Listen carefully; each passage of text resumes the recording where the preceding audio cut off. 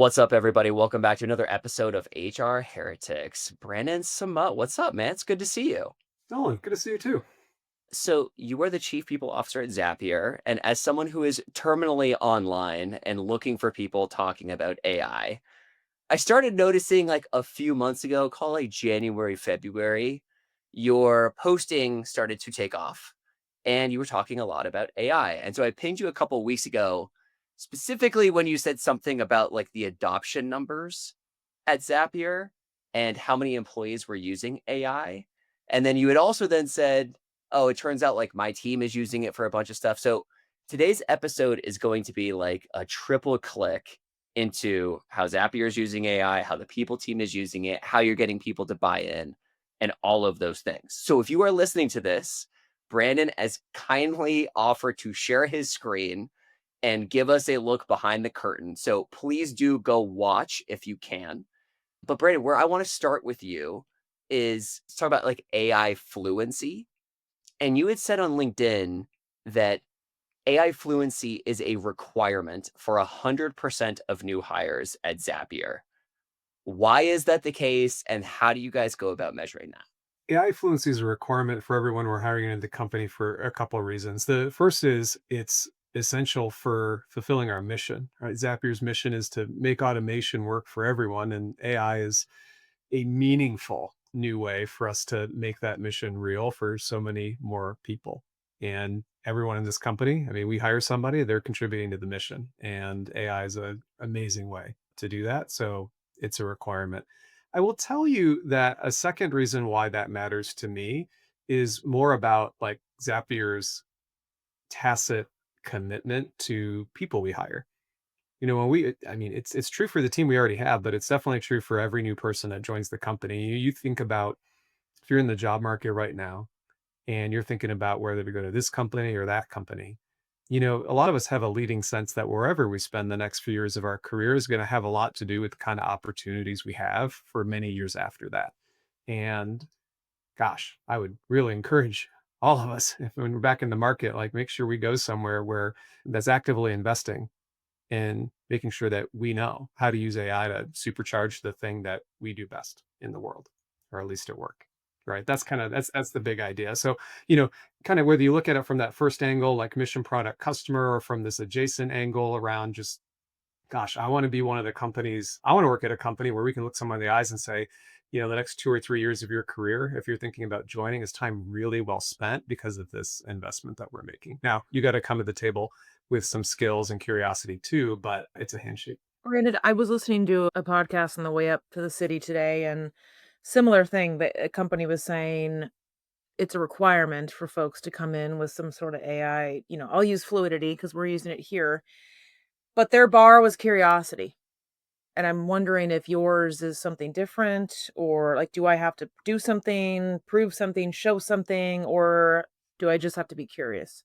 You have to be a little bit more than curious to get a job at Zapier, but I appreciate that as a starting condition. And in fact, like some maybe accidental skillfulness with AI and a lack of curiosity is also not okay. So I would call like curiosity like necessary but not sufficient, if that makes sense. At Zapier, we have kind of like 4 levels on our AI fluency rubric. And the first is unacceptable. It just means you're not, both from a skill and from a will perspective, like you're kind of starting from nowhere. We don't have a lot we think we can work with. The second is capable. And when we mean capable, that means like you have some of the skills and some of the know-how of like how to apply AI in your daily work. But you may not be using it robustly to actually measurably improve your daily work. And that's where the third and next level in the rubric comes up. That's called adoptive. So whereas capable is like you may technically have some know-how, but you haven't really deeply applied it yet. Adopted is, oh no, you're applying it, but you're applying it primarily to the work as it's conventionally done. So it's like, you know, the work is traditionally done a certain way. I'm using AI to practically improve my productivity or the quality of my output. And by the way, like that's pretty impactful. But it gets even better because the top tier in the AI fluency rubric is called transformational. And that's for folks that are showing us that not only do they know how to use AI to impact the work they do as it's traditionally done, they are also able to completely rethink how the work gets done in the first place. So it's almost like a clean slate, and you still have the same outcomes, same bar of quality for craft and output, customer impact, and so on. But you're starting more from, you're kind of zero basing the whole thing and being like, gosh, if we were to start from scratch with the tools and know-how we now have, how would we do this work? Which also sometimes inspires some fresh thinking about like how the jobs get designed or who collaborates with who and why. And folks who can speak at that level, that's more of a systems way of thinking about how AI can get a certain type of outcomes alongside the humans. And that we reserve for our top tier transformative. Thank you for breaking that down. A lot of the issues I see out there right now is just literally like an inability to simply break things down so we can touch it and feel it, and that's really helpful. Absolutely. Well, and I would tell you too, you asked a second question within that, which is like, is that bar kind of the same for everyone at Zapier? And that's a question we don't have like a super crisp answer to yet. Our leading sense is the way that manifests is going to look somewhat different. Much in the same way a lot of performance expectations, look different in practice. The expectation, like boilerplate, may be the same. It could be like, we believe it's important that everyone in the company be able to like solve problems, right? So we get to say problem solving, right? And it's like, well, what does that look like? It's like, well, in practice, that looks a little bit different for a developer than it does for a recruiter. That makes sense. All right. Well, let's get into the meat of this. And I want you to show some of the things you talked about on LinkedIn. So, a couple of things I saw that I was curious about was I think you had talked about like hiring prep being one of these. You talked about onboarding. So, how are you guys deploying AI and what do you think are like the most interesting use cases you want to show? Sure. We'll give you a few examples. One of Zapier's kind of norms is a show is greater than tell. So let's do got a few things for us here. So let me quickly make one point, which is that not every use case that has value at Zapier from a talent perspective includes AI. In fact, there are some cases where we intentionally do not integrate AI into a workflow, and I'll give you two examples and I'll explain why. And then we'll do some AI powered use cases as well. So, in this first example, this is at the very beginning of the employee experience. Someone joins the team, right? This is one of those classic moments that matter. And practically, I would really like to welcome everyone to the company when they join. We do not do new hire orientation in person. Zapier is all remote and always has been. We have folks in 42 countries. So new hire experience is virtual.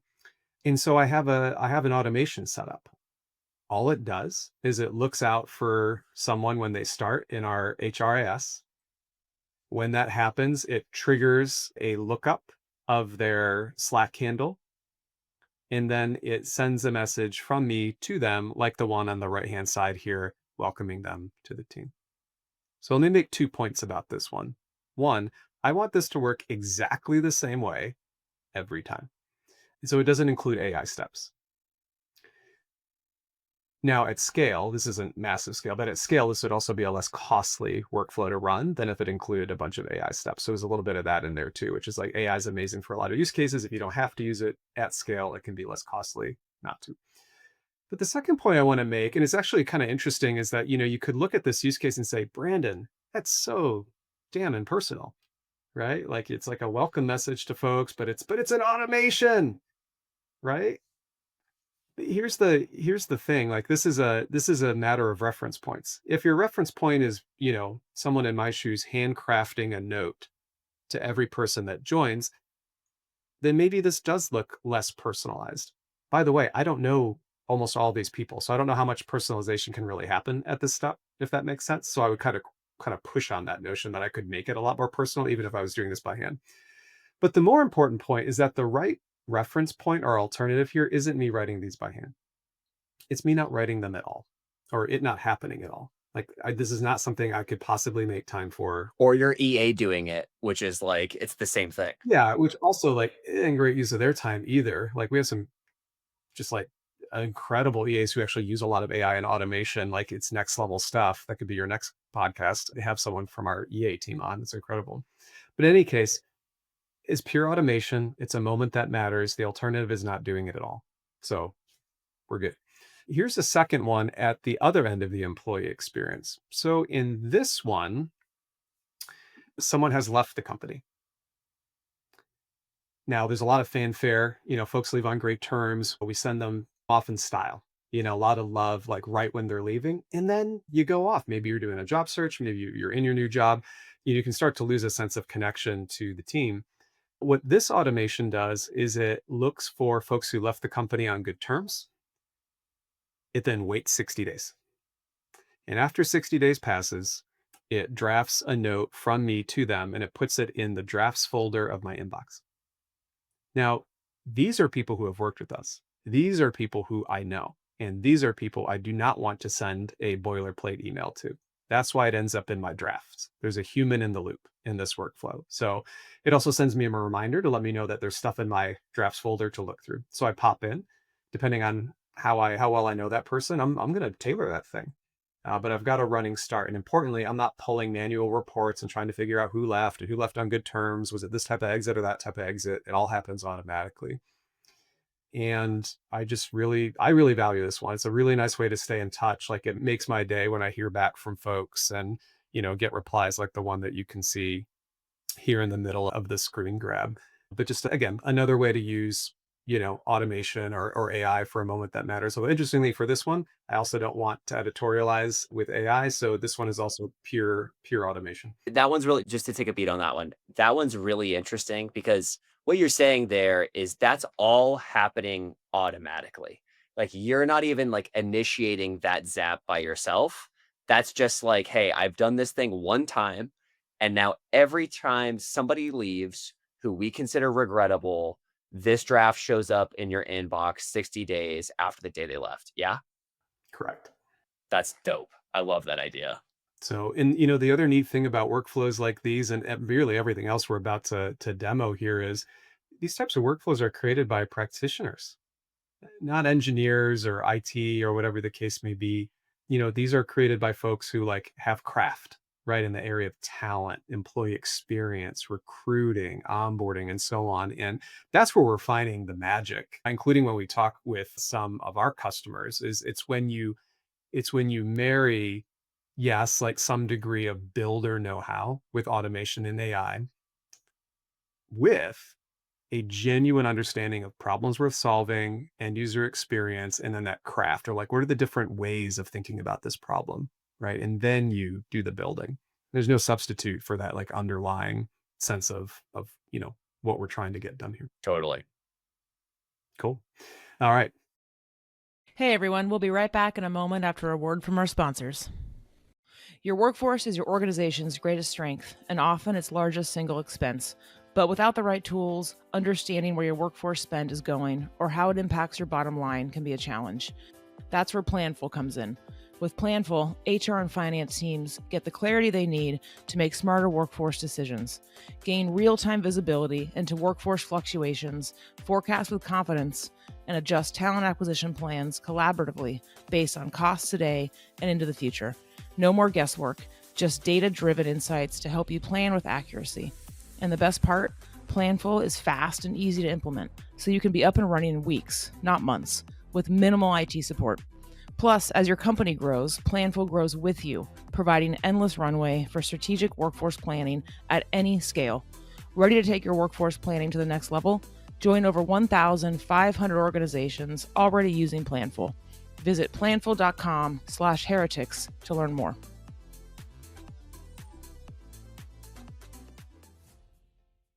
I must admit, I used to believe that AI didn't actually exist in recruiting or HR. That is until my friend Heather Doche, who leads talent at Signalfire, told me to check out Metaview. I got into the product and was like, wow, AI actually does exist in recruiting, and this product is sick. Metaview is the world's #1 AI scribe built specifically for recruiting. Their AI records and transcribes hiring conversations, like intakes, interviews, and debriefs, then provides perfectly summarized notes of everything that was discussed. I've seen firsthand how tough it can be to extract consistently high-quality data from candidate conversations. I've been in debriefs where interviewers told us about their feelings instead of what actually happened in the interview. And I've seen VPs and CEOs block hires because they didn't learn anything from skeleton scorecards. Metaview changes everything. With perfect notes from every conversation, your people can focus on creating a human connection with candidates, and they can save time on the busy work of cleaning up notes after every interview. But it's so much more than just a time saver, because perfect notes means perfect data. For every candidate and every pipeline, hiring teams can make confident, informed decisions, and talent leaders can finally take control of the interview process. Metaview covers all your compliance needs, works with all your existing tools, and takes less than 3 minutes to set up. Join talent leaders at organizations like Brex, Deal, HelloFresh, and Quora, and check out Metaview. Head over to metaview.ai/heretics to talk to one of Metaview's product experts. Tell them that me and Kelly sent you. Or you could just go to their website and get started for free. You'll be up, running, and AI-enabled in minutes. Now, let's bridge from automation into AI and automation. Got another one here. Okay, so now what we're looking at is Zapier agents, right? And just to define agents really quickly, agent has the kind of underlying LLM capability that we all know and love, but with the ability to automate tasks on your behalf. And in some cases, also with like a self-improvement layer. This one does not include like a self-improvement layer. So this is what we're looking at here. But before we get into what it is, let's talk about what we're solving for. So at Zapier, like many organizations, we do a bar raiser interview. This is intended both to apply additional rigor to hiring. We don't hire a lot of people every year, so everyone should be amazing. A bar raising addition to the team. And importantly, it's done by an exec. And the other reason, the reason we do that isn't just because like execs are the only ones that know what greatness looks like. No, that's not really it. It's also, we want to make sure that everyone joins the company has an opportunity to meet with some of the most senior leaders on the team to get any question they conceivably have answered by someone who's kind of looking over like a huge piece of the company. And also on their first day to know that they're coming in and they have a pre-existing relationship with at least one exec on the team. So these are the reasons why we do the bar raiser. Is that C-level exec or VP plus? Like, how do you guys think about it? It's VP plus. Yeah, it's like the department heads effectively. And just contextually, how many employees is Zapier? 730. 730. And how many VPs do you guys have? VP plus, we have 10. Wow. Okay. Interesting. Cool. Yeah, that's one of the things I observed when I joined Zapier. It's like, oh, look at that. There's like genuine job level discipline. Like, I love that. Yeah, that was why my eyebrows just raised.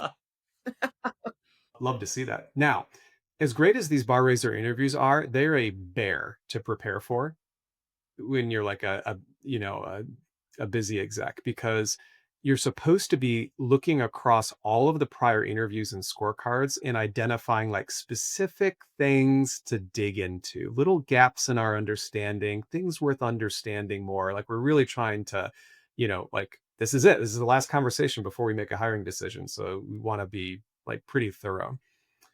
The non-AI assisted way of doing this looks like going through all of the scorecards, you know, who knows in what particular order. It's a human workflow, right? So maybe I'm going from the earliest to the latest, from the latest to the earliest. It's very inconsistent in practice when you watch, folks like me prepare for a bar raiser. There's recency bias, like maybe I'm reading quickly through this scorecard and stopping more on this one. Like who knows? Like, humans are messy. And so is preparing for a bar raiser without a co-pilot. I've had this experience a million times, by the way. Like a million. You're describing it's like, oh, hey, Nolan has to interview this person. And 5 minutes before is when I'm scrambling and looking at their LinkedIn and trying to get my act together. That's right. That's exactly right. And so what this agent does is I will point it at a series of scorecards for a fictional candidate that we'll look at in a second, and it will draft the bar raiser interview guide based on the prompt that you see here. So again, kind of in the middle pane, you see the instructions we're giving the agent.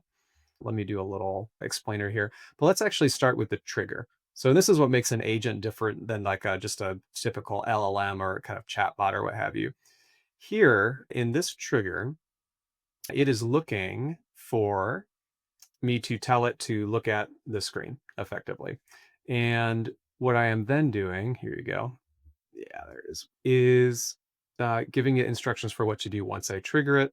In this case, it's take a look at all these summaries, make questions for a bar raiser, give some prompts for like what to look for, what we're really trying to do here, and some suggestions. And then at the bottom, importantly, you can just basically tell it. And once you do that, please create a Google Doc with the interview guide. So that's the last step that you see right there. So why don't we point it at a fictional candidate and take a look. So here's a fictional candidate. If you like the show Parks and Rec, you will recognize this candidate.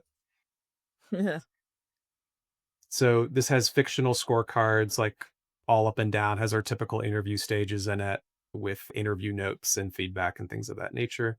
What I'm going to do now is pull up Zapier Agents in my browser plugin. I've got my bar raiser interview agent right here, and I'm going to hit run.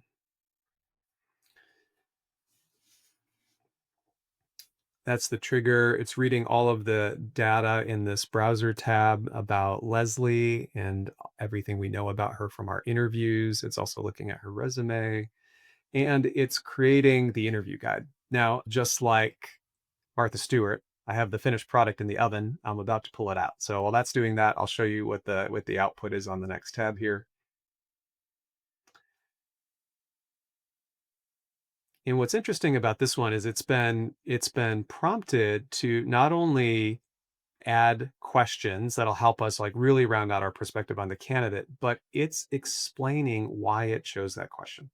That's incredible because before I saw this, I was like, the questions are great, but you're still flying blind. Like, why are we doing this? What are we worried about? What are we trying to validate or devalidate? That's right. And if you wanted even more context on why each of these questions was chosen, you could pop right back in here. And this is where like the iteration speed of iteration is so fast. Like if you were testing this and you were like, I'd like an extra sentence or a bit of material on why each of these questions was chosen, or from exactly what interview it was referencing when it came up with this question. All you got to do is come right back on here and update your prompt and then retest it. It takes 3 or 4 minutes. And so, Brandon, there's like a spectrum here so the way I'm thinking about this. So some companies for their bar raiser interview have like the exact same questions, but it doesn't change the fact that you actually want the full download of what's happened in every conversation. So in a different I met with Joe Ed recently, he runs recruiting at HPIQ, and one of the things I learned from him is they're actually recording all of the interviews with Metaview, taking the transcript, putting the transcript into ChatGPT, and then with the back end prompts basically like saying like, here's context on our org, on our product, on the team, what each team member does. What do you think? How do you think they're going to fit in? What are the yellow flags? What are the green flags? What are the red flags? That's like really far down on the spectrum. But another spectrum is just like to get this thing up and running is just like go summarize these interviews, tell me about this candidate via the resume, right? And you could do that with one click every single time, an hour before an interview. And so there's just so many different ways that you can actually tinker with this thing, right? 100%. You also have a lot of choices around how much of the human you want in the loop. So if you've been paying attention to the very right-hand side of my screen, you'll notice that after it generated the interview guide, it stopped. It hasn't created this Google Doc yet. It asked me to read it and say if I liked what I saw, if I wanted to make tweaks. And that's intentional in this case. You don't have to do it this way. If you tested this enough and you're like, you know what, this is dialed in. It's like, gosh, 99 times out of 100, it stops and asks me if I'd like to make tweaks before I create the Google Doc. And I say no, because it's right there. It's spot on. You can take that step out and it will automatically create the doc. In this case, it's good, you know, and now it will create the Google Doc. And so this one I use regularly when we're hiring folks into the people team at Zapier.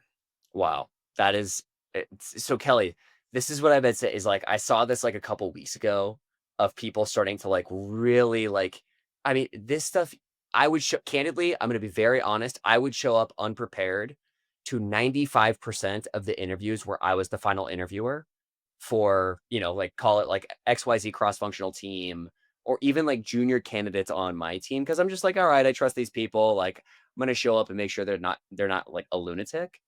But that's, like, such a waste of my time, it's a waste of the candidate's time. I'd say 97 out of 100 times, the candidate's getting greenlit from me, And this is a way to actually add value into that process without me being the person who's like, oh my God, I don't have enough time in the day to prepare for these things.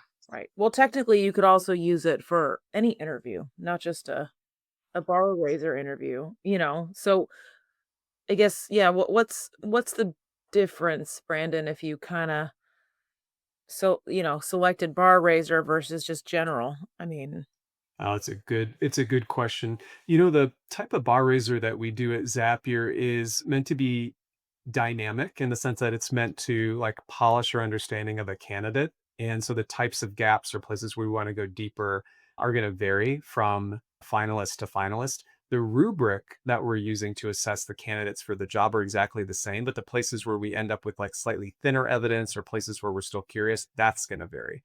And therefore, the bar raiser interview guide is also going to vary. Now, at eh, every other stage in the interview cycle in our hiring practice, those interview guides are on the rails. It's the same questions every single time. The bar raiser one is the one that's dynamic based on, where we ended up with more or less evidence and where we want to close gaps. Sick. All right, Brandon, what else you got for us? All right. Well, now let's talk about another, I think something all of us can relate with, which is, we're writing whatever our company's version of our, performance review is. And usually that includes a self-reflection, right? So performance review of ourselves. And I I don't really, I'm actually about to do it next week for myself. And I will tell you, like, I got to go back into the vault to like remember all the, what did I do? What did I learn? Accomplishments and so on. And this is another place where like humans are messy and imperfect. And, like we're all, apt to have, recency bias, forgetfulness, just anchor on things that aren't necessarily the things that matter the most. And so one of the things we're curious about is like, how can we help easy button and eventually automate evidence collection for coaching, performance reviews, things of that nature? And what I'm about to show is not a full answer to that question, but it's an interesting prototype of what's possible. So in this one, we're also in Zapier Agents here. And what this one does is it's for me. What I'm trying to solve for is like when I get a piece of feedback or when something good happens that I've contributed to, I want a running documentation of all of that so that I don't have the blank page problem when it comes time to write my whatever it might be, my self-evaluation for a performance cycle, my case for promotion, depending on your company's practices, a case for a off-cycle pay raise, whatever the case may be. What the agent does is I have it set up that now caveat, Zapier does almost all of its communication in Slack. Like a lot of this evidence would be coming up in Slack threads, conversation feedback, and so on, but in Slack. So what this says is, hey, when I see something I want to document for future reference, I don't want to copy and paste it into a doc. Some of these threads are super long. What I want to do, I want to use a very specific reaction in Slack, and that's what this trigger is. So when Brandon's Slack account adds the blob notes reaction to anything in Slack, it's an emoji. It's an emoji, and I'll show it to you in a minute. And when I tag anything in Slack with this emoji, then do what's in the instructions, right? So it's like classic prompting, like role, trigger. So, and again, there's the trigger again. When I, react to a thread, analyze the conversation, create a summary focused on what it's about, how it relates to my work or performance, and then it includes an example of what I'm looking for. I actually added this one last week because it wasn't originally in there. This last instruction is like include a link back to the Slack comment. So I have it for reference as I'm clicking through if I want like more of the original material. So it's amazing, right? Like you add a single sentence to this prompt and it's exactly the way you want it. Which by the way, you didn't have when you first built this. That's what I like. The thing I got hung up on a couple weeks ago was letting perfect be the enemy of good and just like get going. And then when you realize, oh, it's actually not perfect here, go make the edit, which takes 30 seconds, right? That's exactly it. And in fact, that's exactly what I did. And it really did take literally 30 seconds to make this update. And then I tested it. Right. And that's one of the things, of course, we're finding so helpful is like you kind of treat an agent like you would an employee, right? I'm giving this a job to do. I think I'm being clear in my instructions. It's time to test. but the speed of like build, test, learn, and improve is so fast. And again, not only is it fast, but it doesn't require like special skills, or at least harder to develop skills. There's definitely some skilling involved in this, but wow, is it relatively straightforward to pick up compared to learning how to code. So I said I would show what this looks like in Slack, and then we'll go to the finished product. So let me do a little switcheroo here. The other thing while you're doing the switcheroo is making me think like, so this is, this is today's iteration. The future iteration, right, is probably gonna be living in the background of Slack to where you're not even gonna have to hit this emoji you're about to show us, right? And it's gonna just kinda be idling back there, and then you're gonna send it prompts, things like, "Hey, what are my blind spots?" Right? And how I communicate with the rest of the team, or like, "What do you think I'm doing really well at?" Or, "What do you think I can be better at?" And it's just reading all of Slack all the time and essentially, like, filling in your gaps, being your on-demand coach. You've got it. Yeah, I think that's right. And in doing so, by the way, like that would be like I think the highest level, like agentic workflow is it's doing work on your behalf with little to no human led triggering. Well, then also I had is a person, right? Imagine, you know, Nolan, you're pulling up me and I'm an AI agent and I'm talking just like this. And I'm not only doing all that, but now I'm talking through the feedback with you.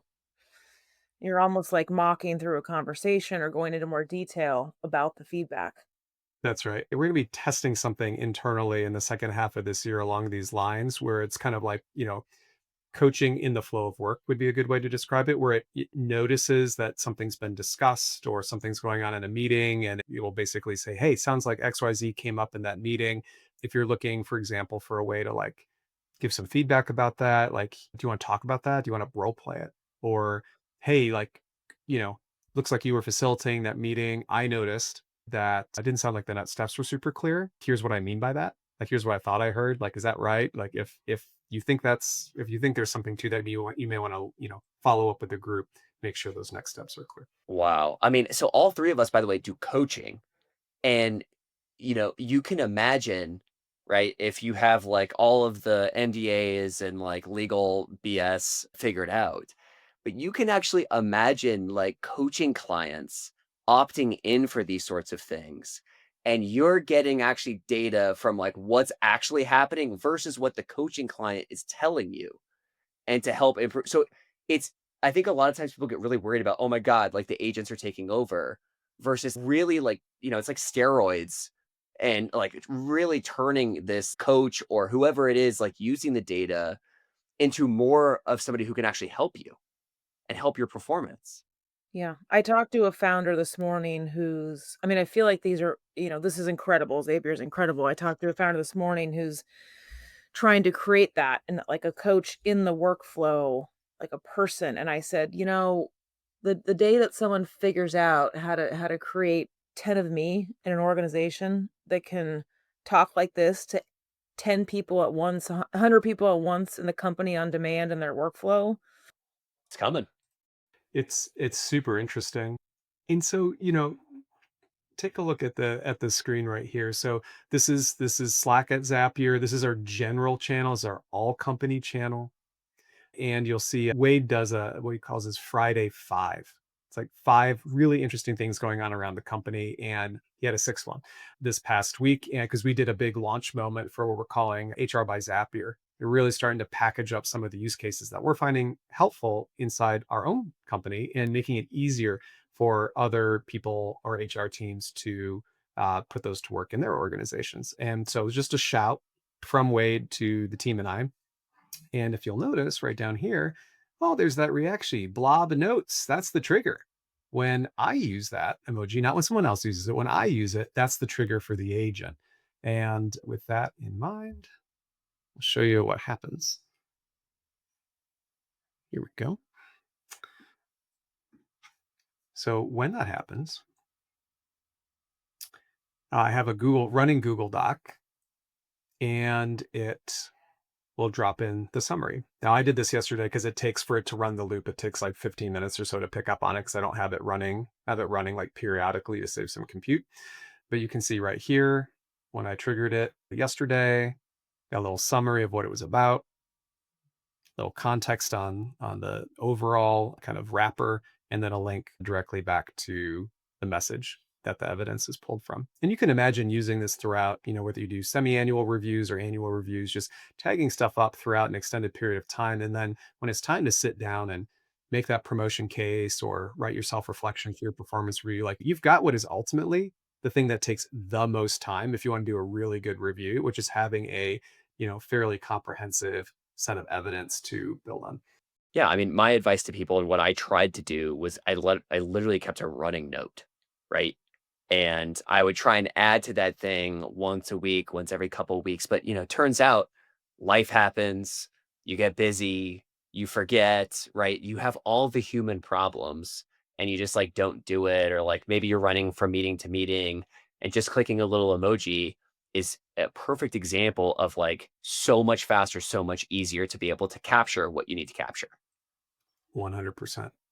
Sick.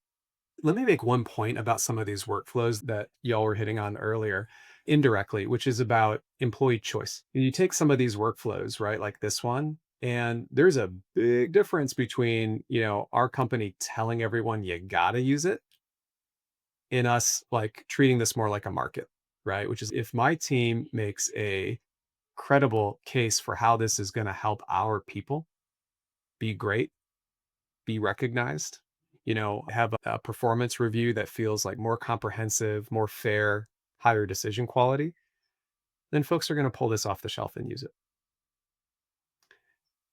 And that's generally speaking like the paradigm that we're anchoring on: supply and demand. Make it available, market it effectively. If it's genuinely useful, folks will use it. If it's not genuinely useful, or if there's something about it that does not inspire trust, or if it's just too hard to use, well, that's feedback, right? Let's go make it better rather than telling folks they have to use it. Yeah, the effective marketing piece is actually something I hadn't thought about. And, said a little bit differently, Brandon, a lot of CEOs are saying you must use AI at this company in some way, shape, or form.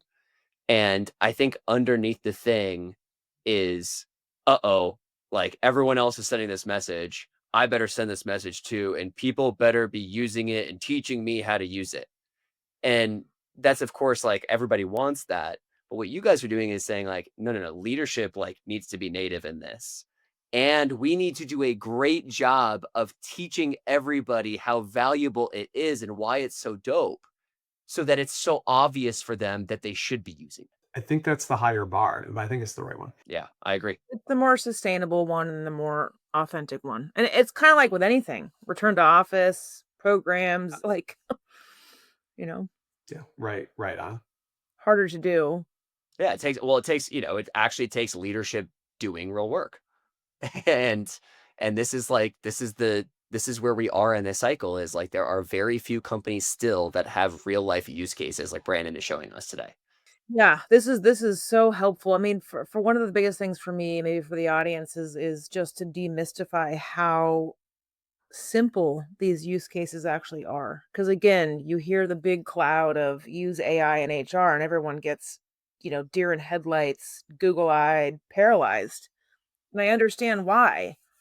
But again, like we started the conversation, breaking it down and just unpacking exactly what you mean so we can touch it and feel it. It's like, oh my gosh, not only is this demystifying it, but I want to actually go do this because I understand it.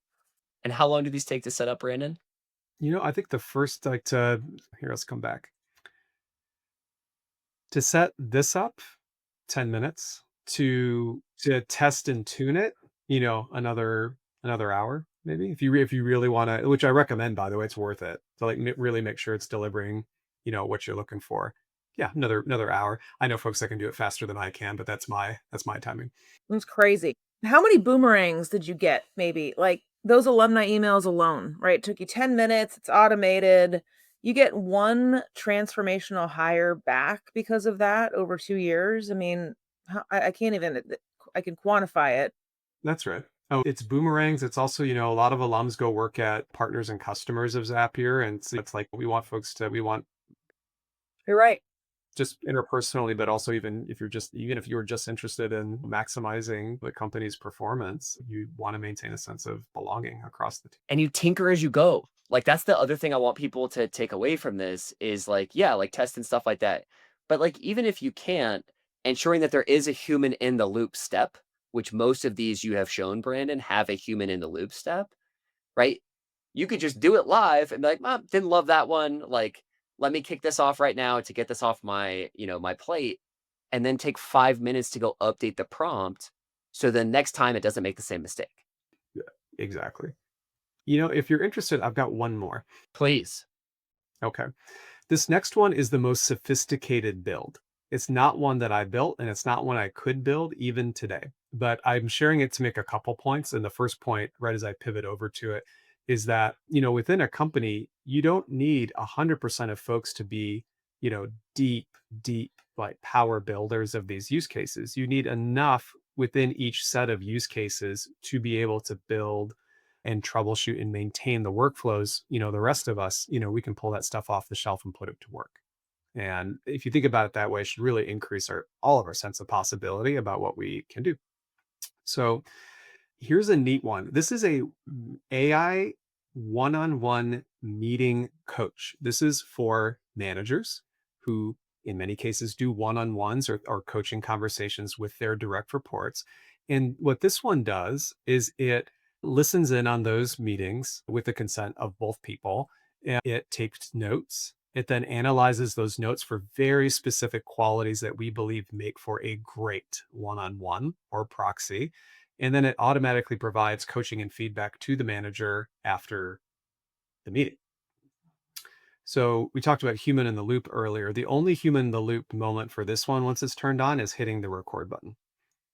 Everything else is automated. And you can see here a couple things. So this is a workflow that blends automation with AI. And if we're just to walk top to bottom here, it's looking out for the recording once it's generated. It then importantly waits because Zoom or Microsoft Teams takes a minute to develop the transcript after the meeting. So it's intentionally waiting for that transcript to drop. It's then taking the transcript.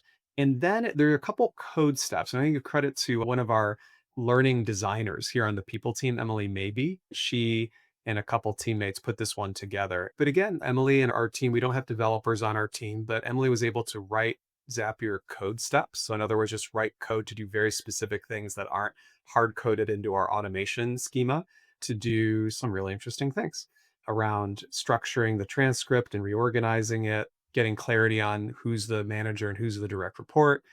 Like it's just pretty incredible what she's. Calculating the talk to listen ratio is really interesting. Oh yeah, I mean and that's custom. Like Emily made that using code by Zapier with the assist of an LLM. The other like icing on the cake here is that as you do more and more of these one-on-ones and generate more and more of this feedback, it actually databases it and then provides thematic feedback about, hey, like over the last 90 days in general, here are some themes I'm seeing. So, here's something to keep doing. Here's something to start doing or do something different. Wow.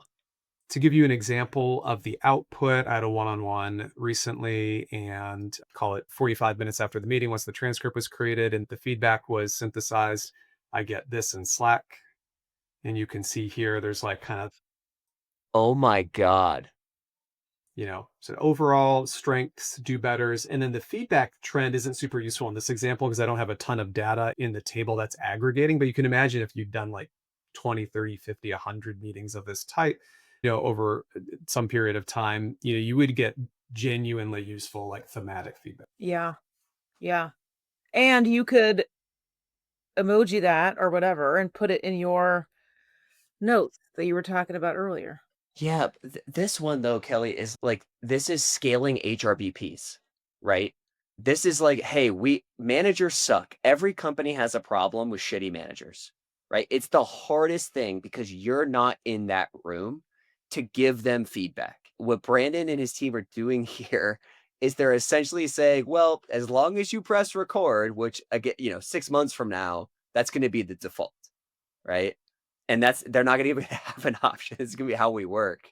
What's gonna end up happening here is they're gonna get feedback from AI that has the tinkering on the back end from us to tell managers exactly what we expect and what they did well and where they could grow. And then we're going to have it on our back end as well to be able to manage all of the things that we can't see. That is incredible. Well, we said earlier, meeting them in the workflow of their day. In the flow of work. Yeah. Wow. Yeah, scaling us, and then, alright, I'm the HRBP, you give me 100 of these. I now use this as an aggregate dashboard instead of running Well, actually, instead, yeah. So to your point, right, Kelly. So then the next thing you're going to do is you're going to say like, okay, here's all the managers and all the feedback. Stack rank my best managers, like stack rank managers 1 to 100. Brandon, this is so cool. Well, you have so many choices to make around this too, because, you know, you you get to choose, is this one of those kind of on-demand, off-the-shelf type of workflows that folks can choose if they want to sharpen up their one-on-ones as a manager? Is it a required workflow? If it's a required workflow, you have yet another choice to make. Actually, either way, you have another choice to make around like, are you collecting the metadata to, in fact, understand who your most or least skillful managers are, at least as it relates to doing one-on-ones? How does that influence trust in the workflow? How does that influence whether folks actually use it? Like, a lot of interesting things there. Our current theory of action for this one is we have kind of a golden path for this. So folks don't have to redo all of this goodness that Emily and colleagues put together. No one has to make this ever again. It's a template, right? You copy it, you auth your own stuff in, and you're good to go. But it's still on demand. So we don't require that folks use it right now. We are making a case, and again, actually using like user stories, right? This is just like marketing, right? It's just inside your company, like anecdotes, like I'm using this, here's how it's sharpening me, like, etc. And importantly, we're not currently doing anything with the data, like we're not collecting it in some extra place.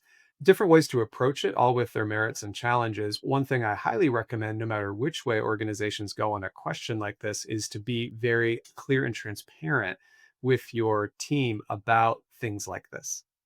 What data is being collected? Where is it being stored? Who is it for? Who else gets to see it? And if other people other than just me are going to see this information, what will it be and not be used for? And again, like you can have lots of interesting conversations around like the right answers to those questions for a specific use case and a specific organization. But the most important takeaway is be clear and be transparent, because that's the type of thing that builds trust and inspires folks to try more of this stuff out over time. Wow. Yeah, it reminds me of, when I was in high school, we would have optional practices on Saturday, and we describe those practices as man optional because like ultimately like they were kind of mandatory. And if people aren't using it, like that's kind of a signal itself. But what you guys are doing such a good job of is just saying like, like listen to these people talk, right? And if you don't use it after listening to these people, and it's been a couple months, like we'll have a conversation then. But like, I love the idea of encouraging people to use the stuff that's just off the shelf that you guys are doing, that the people team is adding value to the organization. And it's like, this is the whole idea. It's like it's turning us all into the Iron Man suit versus the AI overlords are doing the job. Wow. All right, Brandon, where can people find you? It's the best place. That's where we're going to keep sharing use cases and things we're learning along the way, including the hard stuff that doesn't work. So you can see around those corners. Okay. I didn't ask you this before the show, but we are going to require that you come on the show every couple of months and give us the latest updates and the stuff that you're building so we can share it with the rest of the world. Challenge accepted as a good excuse to make sure we have a good point of view on the stuff we want to showcase. Sick. Thanks so much, Brandon. Thanks, Brandon. You've got it. Good to be with you. HR Heretics is a podcast from Turpentine, the network behind Econ 102, Moment of Zen, and Turpentine VC.